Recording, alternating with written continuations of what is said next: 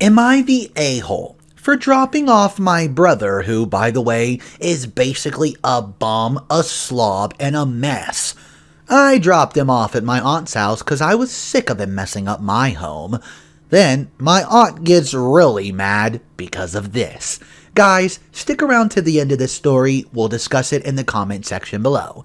My name's Mr. Reddito. I hope everyone's having a great day. Let's hop right into story number 1. My older brother, OB, is a bit of a bum. It's mean to say, but it's true. He can never hang on to a job for longer than a couple years max. And when he inevitably loses whatever job he had, he starts mooching off family and friends until he can find another job months later. This entails is him freeloading at their place, eating their food, using their stuff, etc. He's lost friends because of how long he bummed off them, and I don't blame them for cutting him off. Well, this last time he lost his job, he went to our parents, but they did not have room because they were letting out our oldest brother, EB. EB's family was staying with him after he and sister-in-law lost their jobs out of nowhere within the same month. EB's entire crew was laid off with zero warning, and sister-in-law's work burned down.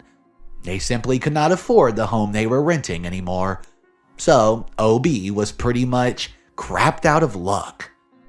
So our parents, aunt, and uncle all started calling me, asking if I'd take him in, just long enough so he can get on his feet again.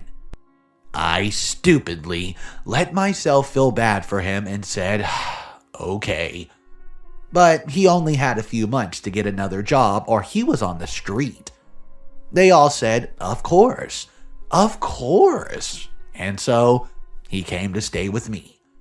It was a nightmare. He's a slob. He never washes dishes, never washes his clothes, and eats pretty much whatever he wants. I guess since I'm his little sister, he figured he could ignore me saying to get his crap together.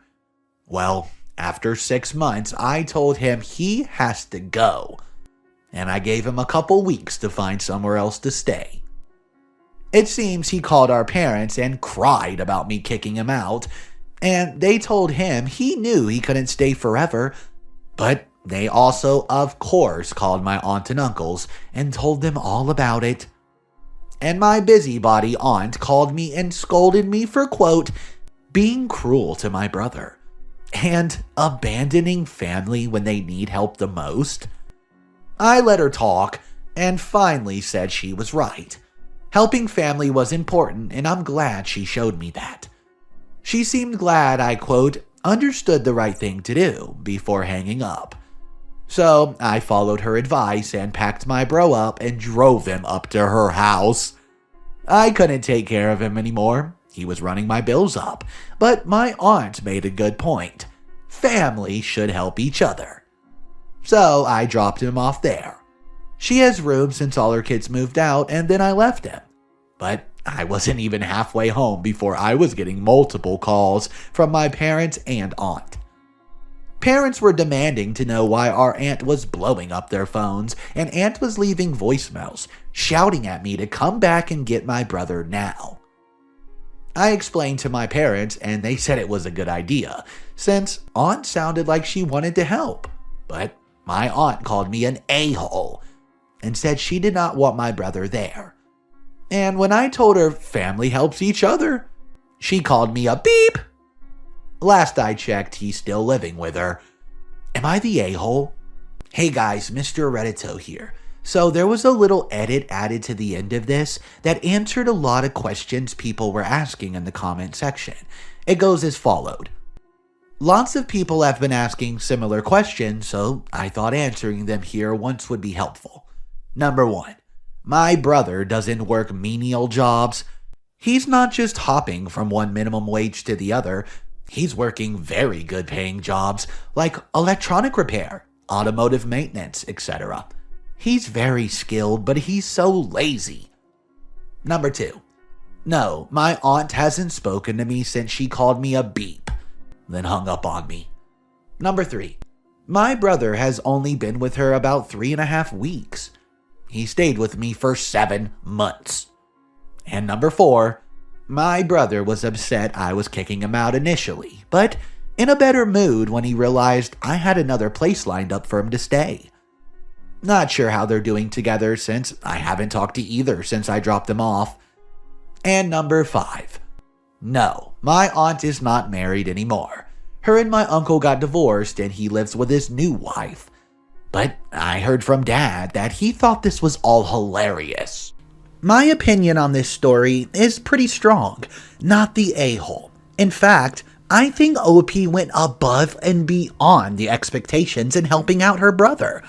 In fact, the other family is claiming that she needs to help more. Well, that's exactly why OP did what she did. Took her straight to the one complaining the most.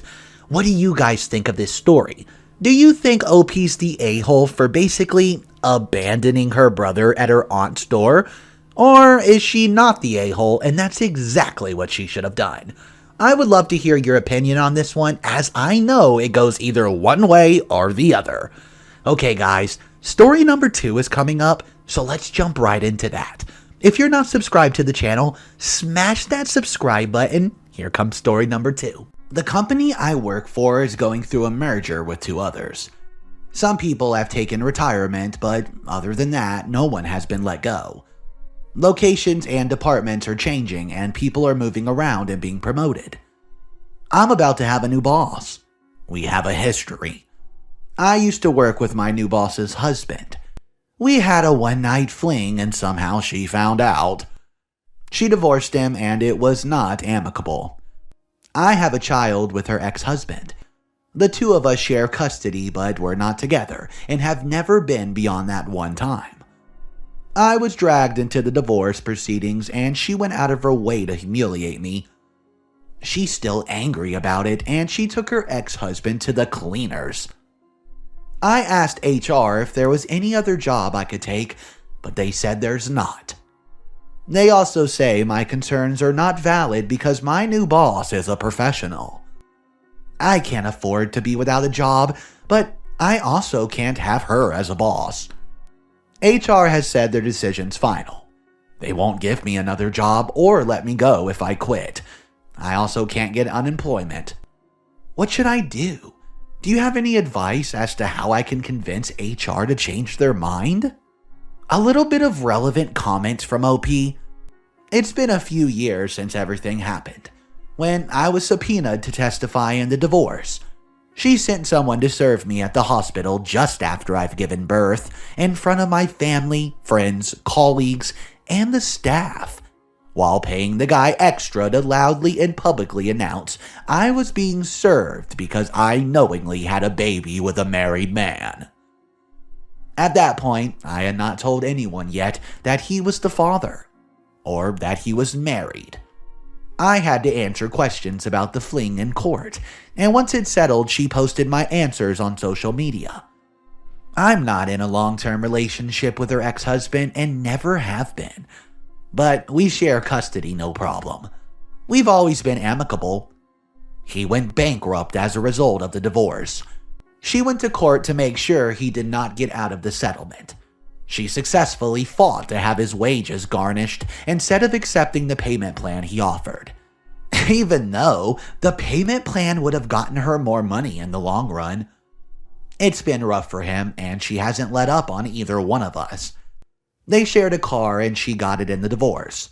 He asked her to wait 2 weeks because he needed the car for his job. And in response, she got a court order to have it repossessed from the parking lot at his work. She was offered an equivalent job in another department. She took this job when she found out she would be managing me. HR says she'll be professional, but given how things have gone in the past, I cannot work with her. She accepted the role knowing I would be reporting to her, and chose the position over a job in a different department. Given how things are going in the past, I have no doubt she wants to make things hell on me. She's still angry at me and her ex-husband. I'm not going to make excuses for what I did. I knew he was married, and she was able to prove that I knew in court during the divorce. She definitely is not going to quit. She accepted the promotion knowing I would be one of her reports. Unfortunately, everything she did was within the law. The service was legal and my testimony was in open court.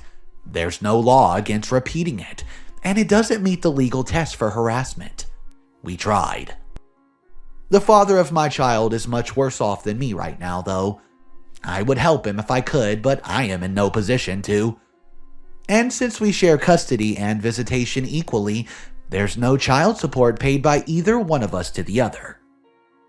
Hey guys, Mr. Reddito here. So this story's not over yet. There's a complete update for it, but pause the video and drop a comment down below. How do you think this work scenario is going to play out? Is OP going to find a new job? Is OP going to get fired? What will happen? Drop it down below and let's get right into this update. Well, I ended up quitting rather than working for her. I appreciate your response and all the kind responses in the comments, but there was no way I could work for her when the company had clearly sided on her side, right off the bat, and when she still had it out for me all this time. Before she started her management position, she was here for a meeting. She saw me by the elevators and said the universe must be on her side, since she was offered a chance to manage one of the people who shattered her life. There was no witnesses of this conversation, and I knew then I had to get out before she took over. I wish I could say I found another job and everything's great, but it's unfortunately not the case. I had to move in with my mom and dad. I'm working as a temp agent until I can find a permanent full-time job.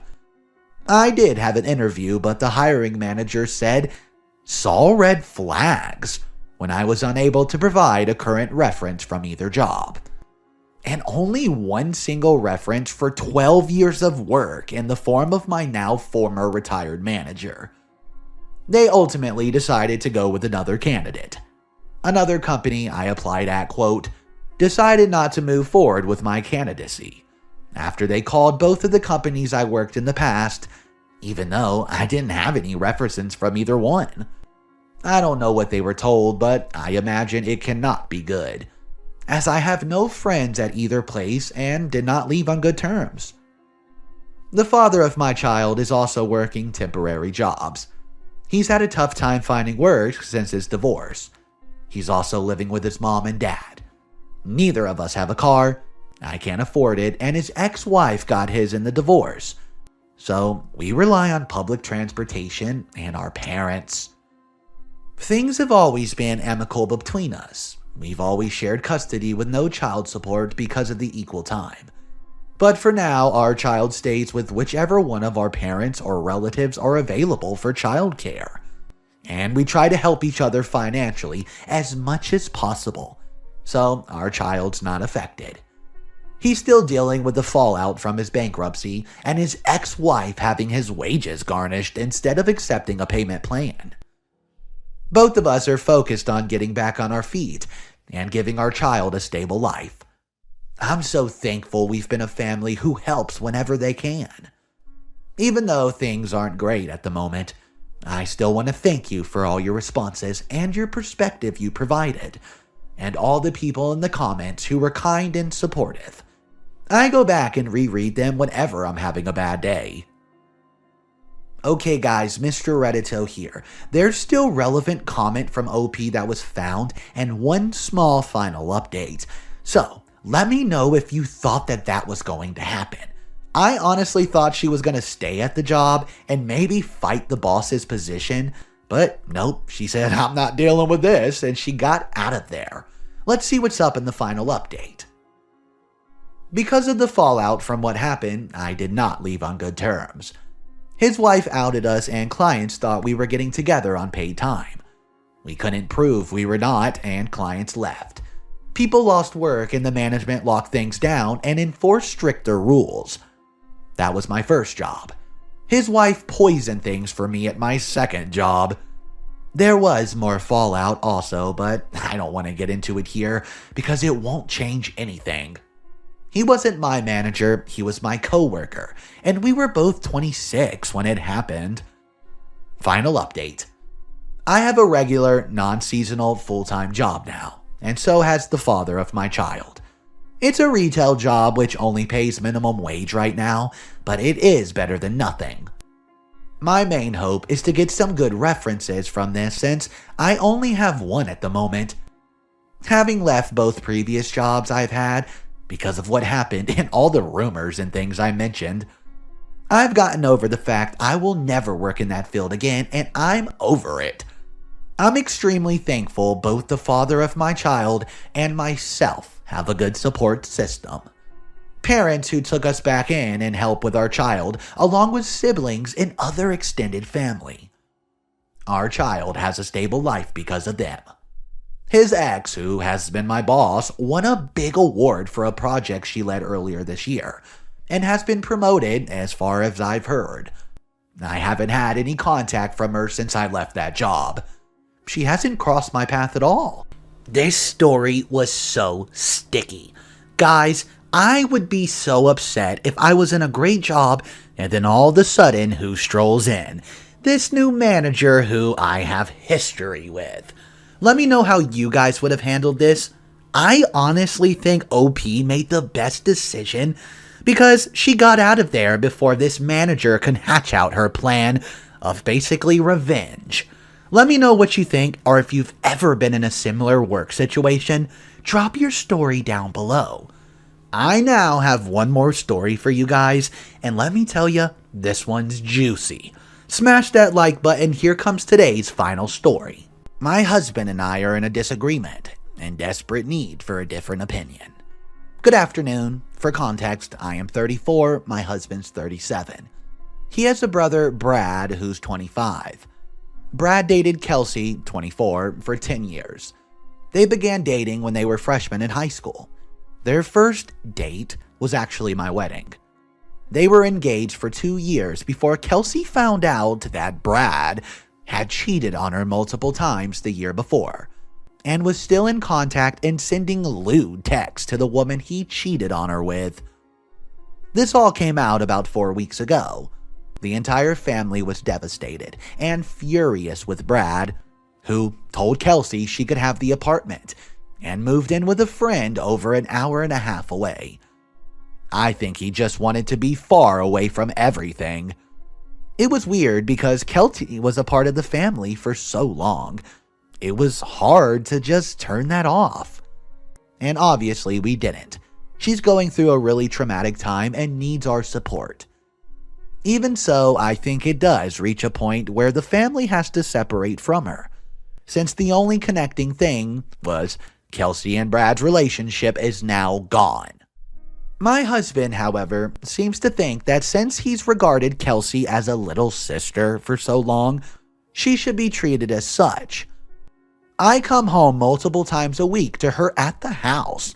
When I ask my husband about it, he says he'll text her and ask her how she's feeling, and if she says she's feeling down, he'll invite her over to cheer her up. A few nights ago, she was over, and while I was putting their kids to bed, my husband offered her a drink, and then began drinking downstairs at the bar in our den.